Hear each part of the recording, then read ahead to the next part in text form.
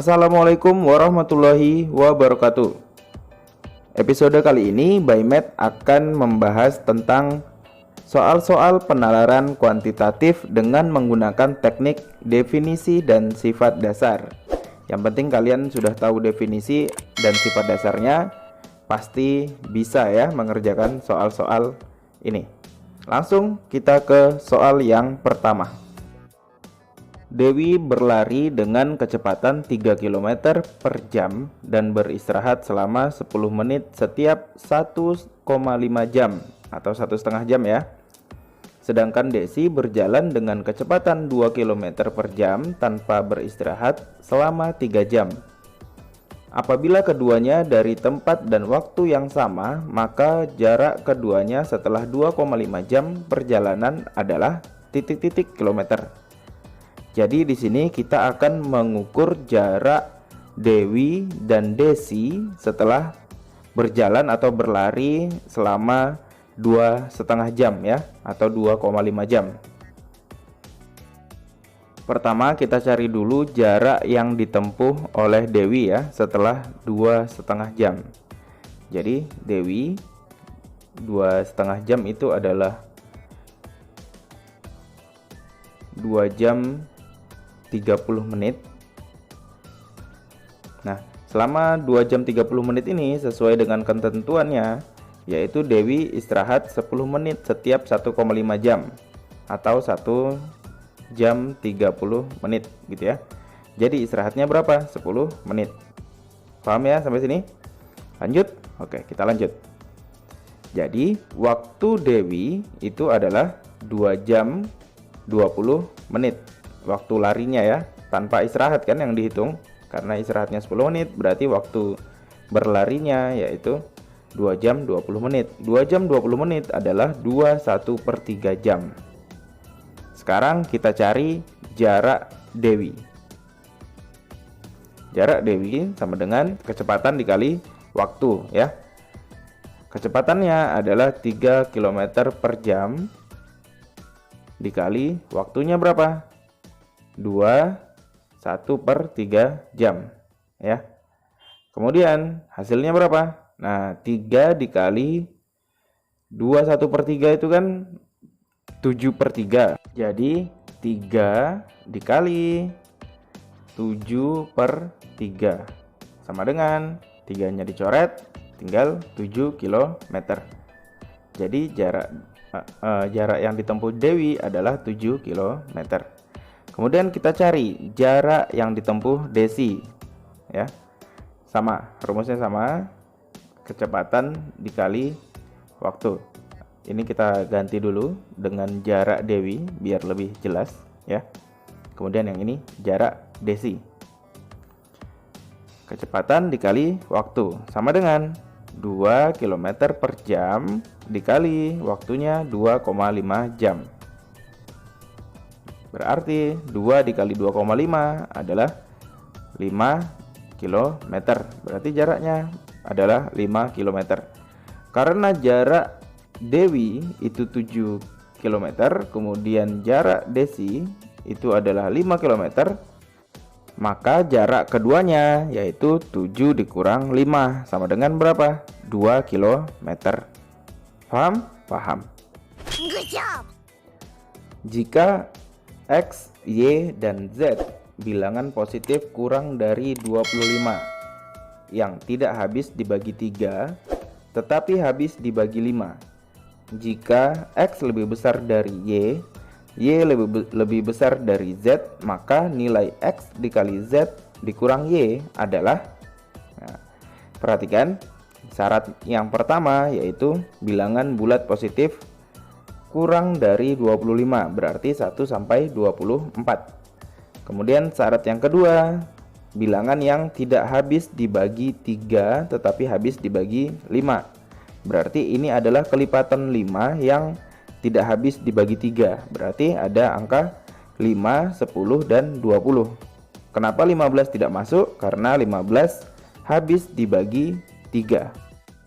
Kemudian syaratnya yaitu X lebih besar dari Y dan Y lebih besar dari Z. Berarti X yang paling gede ya, Berarti 20 lebih besar dari 10 dan 10 lebih besar dari 5. Berarti kita tinggal kerjakan yang ini. X, Z dikurang Y ya. Sama dengan X-nya 20, Z-nya 5, kita kalikan 5 dikurang Y-nya 10. Berarti 100 dikurang 10. Berapa? 90. Jawabannya yang C. Soal yang ketiga. Jika A, B, C lebih besar dari 0 ya.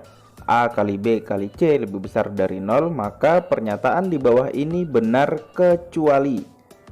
Berarti kita harus cari yang salah ya. Sebelumnya ingat perkalian antara negatif dan positif. Perhatikan tabel berikut ini. Ini positif, negatif, positif, negatif. Sekarang positif kali positif, positif, negatif kali positif, negatif, positif kali negatif, negatif, negatif kali negatif, positif ya. Nah, kita analisis nih soal yang A. Ingat, itu ada kecuali ya. A kali B lebih besar dari 0. Berarti positif ya, karena lebih besar dari 0. Kemudian C lebih kecil dari 0, artinya negatif. Kemudian soalnya yaitu A, B, C lebih besar dari 0. Tetapi kita harus cari yang salah.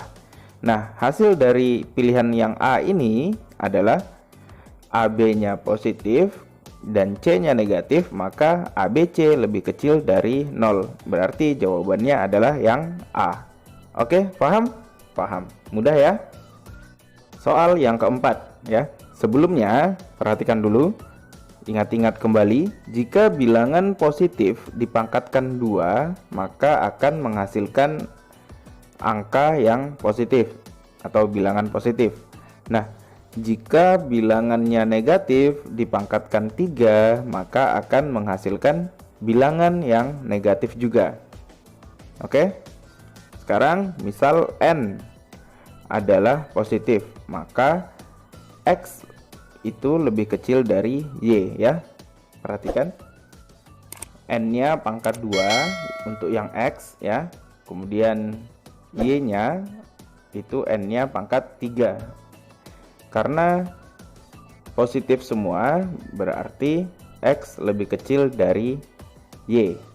Sekarang misal N adalah negatif ya.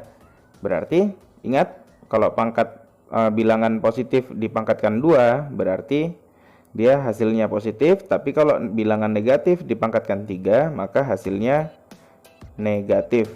Jadi X lebih besar dari Y karena Y-nya bernilai negatif.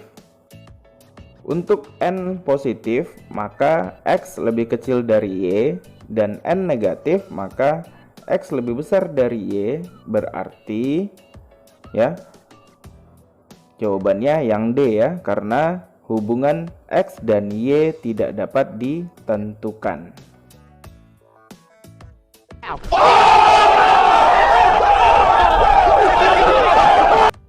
Soal yang kelima. Perhatikan soalnya ya. A kali B sama dengan 12. Dengan A dan B adalah bilangan bulat positif, maka nilai maksimum A tambah B dikurang 1 adalah A kali B ya. Di situ A dan B adalah faktor dari 12 ya pastinya. Faktor dari 12 itu bisa 1 dan 12 ya.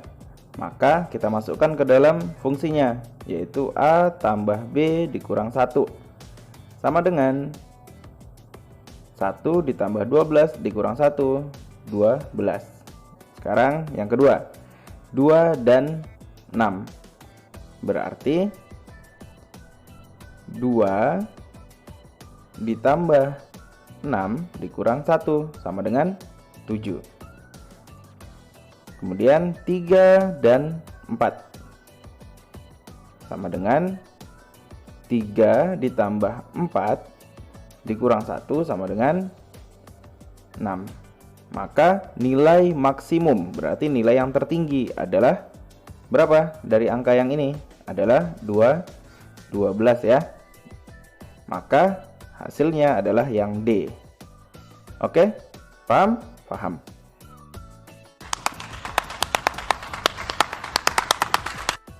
Oke guys, untuk soal penalaran kuantitatif yang lainnya silahkan kalian lihat linknya di deskripsi ya. Jika kalian menyukai video ini, silahkan tekan like, subscribe, dan nyalakan loncengnya agar kalian selalu mendapat notifikasi video pembelajaran yang baru dari Bymath. Saya akhiri, Assalamualaikum warahmatullahi wabarakatuh. Sampai jumpa di episode selanjutnya.